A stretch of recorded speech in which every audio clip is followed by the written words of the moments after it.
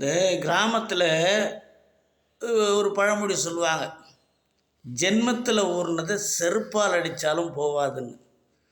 அந்த ஜென்மத்தில்ங்கிறது என்னங்க?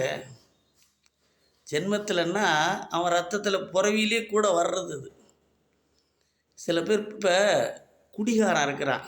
குடி குழந்தை பிறக்கும்போதே அதுக்கு யாரும் பிராந்தியோ விஸ்கியோ ஊற்றி பாலாடையில் ஊற்றி கொடுத்து அதை வளர்க்குறதில்ல.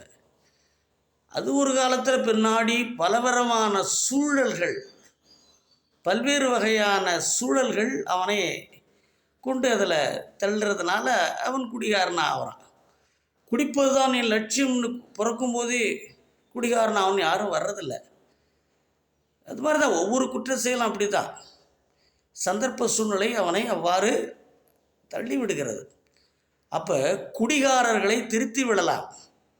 ஏனென்றால் அது இரத்தத்தில் ஊறாத, ஜென்மத்தில் ஊறாத, இடையில் பழக்கத்தால் வருவது.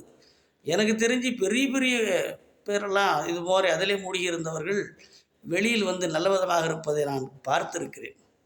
ஆனால் இந்த ஜென்மத்தில் ஊறினதுங்கிறது அவன் எந்திரிக்கும் போதே எவனுக்காவது இன்றைக்கி கெடுதல் பண்ணலாம் அப்படின்னு நினச்சிக்கிட்டே எந்திரிப்பான்.